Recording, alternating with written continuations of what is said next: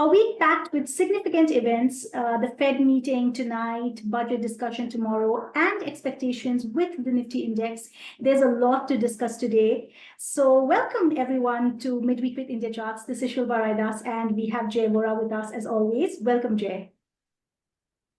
Hi, how are you? I'm doing very good, Jay. How are you doing? All good, all good. Wonderful. So, Jay, like I just mentioned, it's been an eventful week. We have the Fed meet tonight. We also have the budget tomorrow. And I believe it's an earning heavy week for the US stocks, right?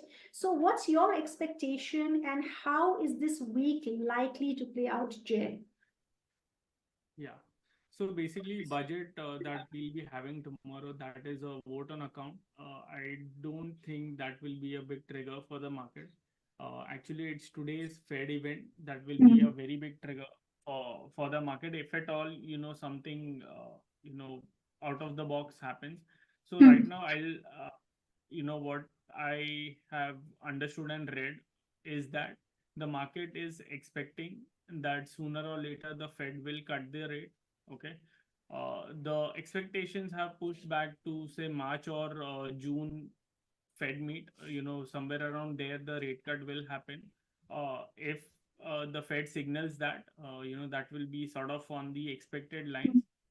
Now, what can change for the market and the mood of the market may change, towards a very positive uh, environment that can happen is if the Fed says that they are open to do QE, that means they will, stop their quantitative tightening and they start with the quantitative easing. If that happens, that will be a very big surprise on the positive side for the market. But or else I would think that more or less whatever is the outcome that is possibly discounted by the market, and sort of there is a more you can say that it is like a Goldilocks scenario for the US indices. That is what the market is now factoring in, because we are seeing inflation dipping lower. Again, the thing is that the pace of the inflation dipping lower is not that significant. But the thing is that the inflation has cooled off and it is stabilizing at lower levels. But to get that to, Fed's target of 2%, that is still some time away. And I think for that, the Fed will need to keep the interest rate little higher. A little higher for little more time. At least, maybe I think that not even in March, probably in June is where the rate cut may happen. Okay. Uh, in fact, the other thing which has surfaced a lot in the past few weeks is that the issue that is happening in Red Sea. Uh, because one needs to understand that if the trade route from the Red Sea is happening very less, that means that people have to take another route which can take some more days or some more time for it to reach to the destination. And that means that it will lead to basically inflation again spiking a bit. That is because the cost will rise, and already due to the tensions in the Red Sea, the insurance for the shipping cost and all, that also has been inching higher a bit. Okay. Because obviously, if there are tensions in that route, then obviously the insurance premium may also spike because there is a risk of something going wrong over there. So all this are the factors that can possibly lead to a spike in inflation again. Okay, that is the fear in the market right now. So far, things haven't escalated that far for it to make a significant dent.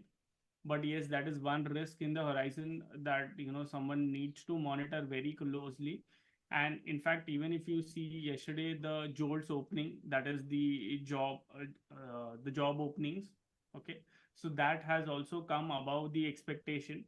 So that means that the weakness which is perceived in the US economy is not really the case, and in fact the opening is still very strong. So that is furthermore reason for the Fed to not cut prematurely, because the employment data and all is still fine.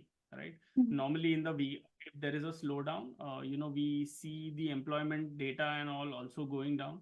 So the job openings is good. I mean, I think somewhere near down the line, we'll also get the non-farm payroll data and all. So that again needs to be seen how it unfolds. But broadly, it seems like the data is slowing down in the US, but it is not to the extent which will worry people. Because again, like I said, the employment data is good, and that's sort of a good scenario where despite employment being high, the inflation is cooling off, and that is like a good scenario as of now. But let's see. I mean, how the Fed reacts to Mm. today's meet. So only if there is a QE that can come by, that will surprise positively to the market. But otherwise, I think it is more or less discounted that maybe in March or June there will be a rate cut, and that's how. And if there is a hawkish tone from the Fed, like I said, the Red Sea issue and all which is happening. If at all, due to that, for some reason, the Fed says that they may not even cut in June, and in Mm. fact they may delay more, then that will be a bearish outcome for the market. So no, I don't think that is the expectation anywhere in the market, but let's see. I mean, let's see the commentary, and you know let's see what path the Fed wants to take, and based on that we'll make an assessment as to how things are unfolding and where are we in the entire cycle. So in that sense, today's event will be very important to watch as to what stance Fed takes. So we need to wait and watch. That's very, very well put, Jay. Thank you so much. Jay, the next question to you is that the Nifty index has been seeing 200 to 300 points almost every day for the past few days, right? And there also seems to be a divergence between the small mid caps and the Nifty index. So what is your take on this, Jay? Yeah, so I mean, we have seen increased volatility in the past 1 week or so, where almost 200, 300 points kind of move has become the new normal. Let me share my screen and share with you the setup. So when we look at the Nifty index, broadly it is stuck in this range. Okay. And what is happening right now is that the blue line, which is the 40-day exponential average, which is right now at 21,297, that is acting as a very strong support on the way down. Okay. And at the top, the Nifty index has actually formed an island reversal pattern. This occurs when there is a gap up opening, okay, then followed by a red candle, and after that, on the fourth day, basically there is a gap down. So Mm. when that happens, and when in particular area there is no price action that has been traded, so that's where we end up seeing an island reversal pattern. And in candlestick pattern, basically we call it as an abundant baby top pattern. So these are strong reversal patterns, and I mean, after such patterns do we only see a small sort of correction, especially when the Nifty index has hit the upper end of the parallel channel that we see. Okay. So, if such significant resistance levels are met on the upside, and in fact, today was the monthly close, and even in the monthly close, the Nifty index has formed a red candle. Okay. And it basically closed 5-6 point lower this month, and that has led to a doji pattern. Now again, doji pattern is something, I mean, it tells you that the market is indecisive at this point of time, and that is why there has been up and down, but eventually the Nifty closed where it opened this month, right? So again, that is also telling you that there could be a pause in the near term. So I would imagine that on the way up, the gap area that we see on the upside, that is 21,851, which is the lower end of the gap area, and the higher end of the gap area is at 21,969. I would imagine that this will be an important resistance level on the way up, and on the way down, the 40-day exponential average, which is at 21,297, that will be an important support. it's only when that 40-day exponential average breaks on the downside, that's where the bearish momentum will pick up. But until then, I would expect some sort of consolidation to happen over here. Now, this is true that the small and the mid cap index have made a new high. But when I look at the small cap index, it is almost near to the upper end of the resistance line. And when I look at the mid cap index, it has again made a fresh new high today. Okay. And it is some distance away from the resistance line. But it need not necessarily touch that, because when we look from a medium term perspective, okay, what is happening is that the mid cap index is in wave 5. Okay, now this wave 5, I think it is forming some sort of distribution pattern on the way up. And when we also look at the RSI setup or the RMI setup and so on, it doesn't tell us that it is ripe for a new move, where we get this sort of momentum. Because to see this sort of up move happening, you would ideally need RMI to cool off significantly, and only after then it will see such good pickup. In fact, even in the small cap index, if you see, whenever the RSIs are at this elevated level, like it is 87 right now, and in fact, whenever there has been, I mean, they have been in 80s, there has been either a good time-wise correction that we see, or we also end up seeing a good price-wise correction. Okay, none of this is happening so far. In fact, we saw some bit of cool off over here, but once again over here we are not seeing any major correction. Because of that, the RSI levels are at RSI is at elevated levels. Now at such elevated RSI levels, it is hard to imagine that a new runaway rally could play out. Basically, right now, the best description to this is that we are in a momentum market right now. Okay, and the moment the momentum fades away, we may possibly see correction in the days to come. Now the point is that at at what level can we say that the momentum is getting lost? Okay, so I would say the blue line, okay, which is the 40-day exponential average, that has been holding well so far.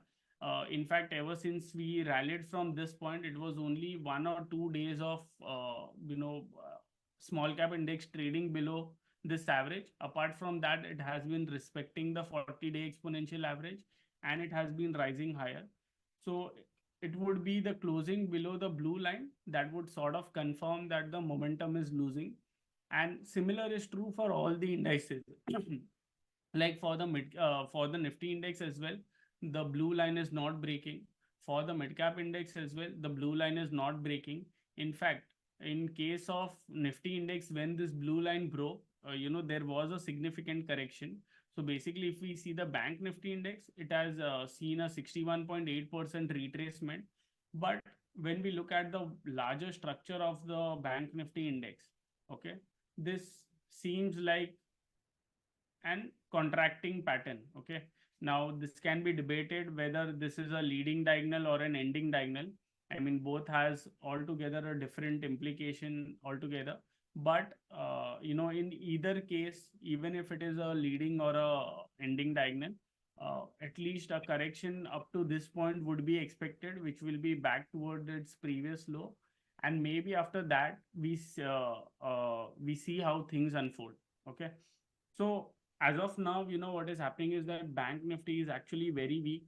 Okay, Nifty is sort of weakening and it is trying to make a comeback.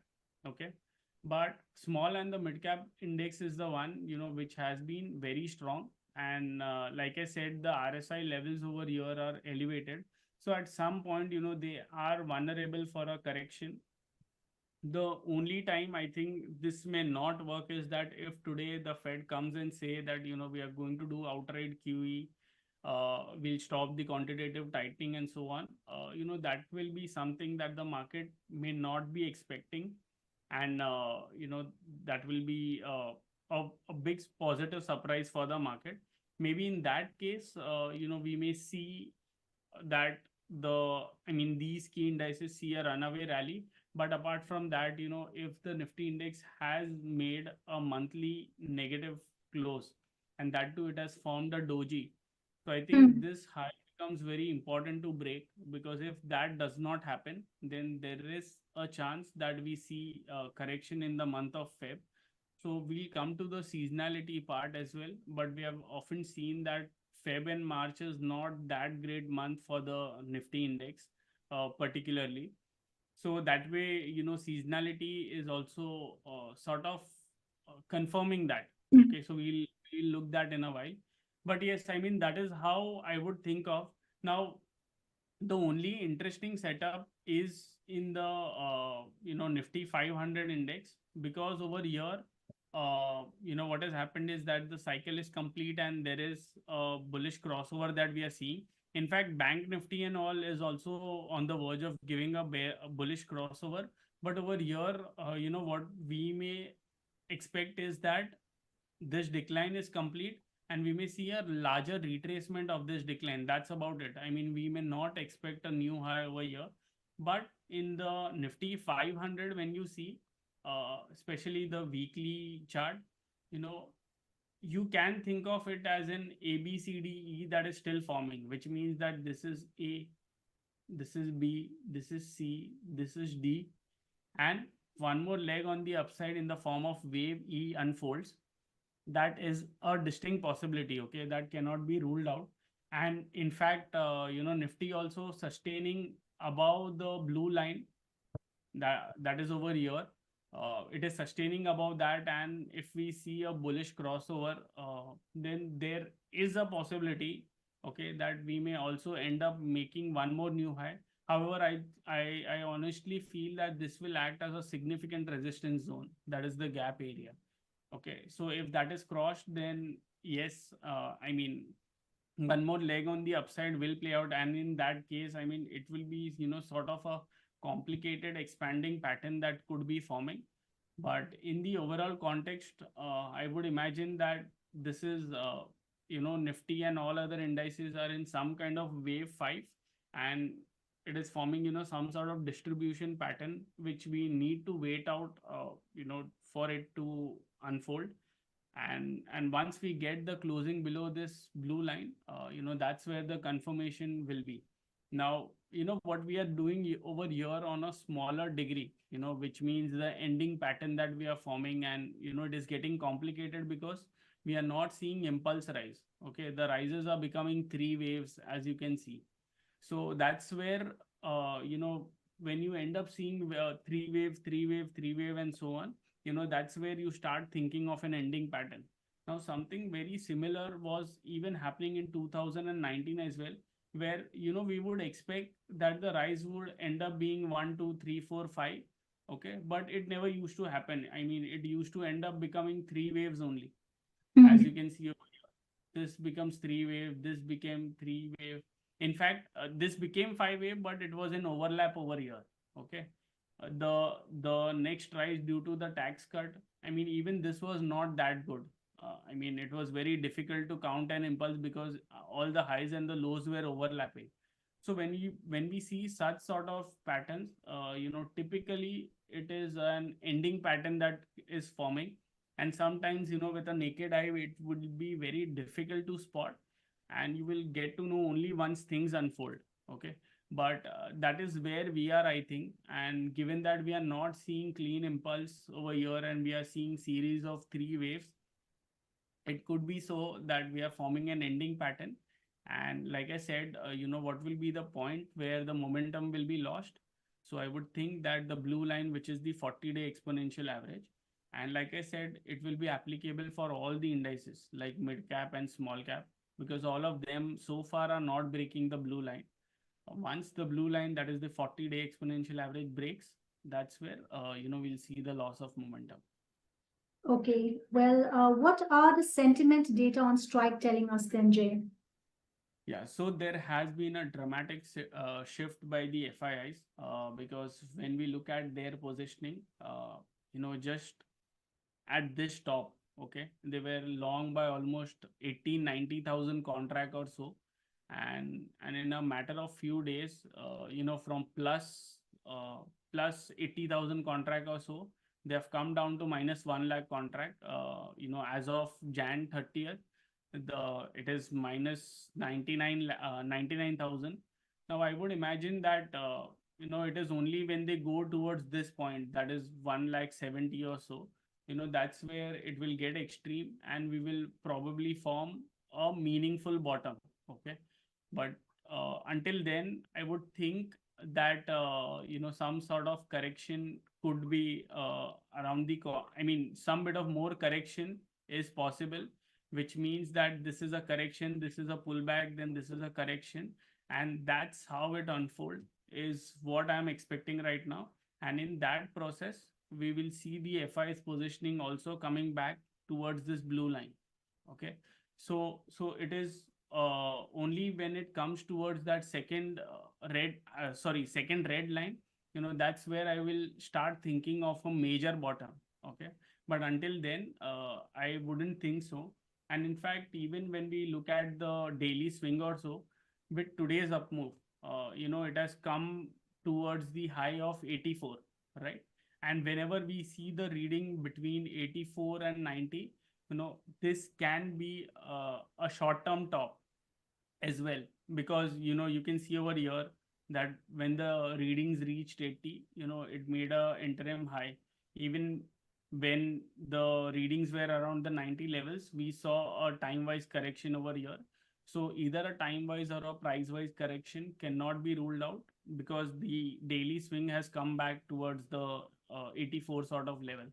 And as I've highlighted earlier as well, daily swing is nothing but we gauge the RMI, we gauge the momentum through RMI. Okay. And if it is rising, then we take it as an up percentage. Okay. So in this case, if it says that 84%, it means that 84% of the FNO basket over there, the momentum is rising, right? So when it reaches that 80 to 90 sort of level, that's where a near-term top can occur, which means it can last for, we can probably see a 2-3 day correction as well, or it can be a medium-term correction as well, depending on where the wave counts are.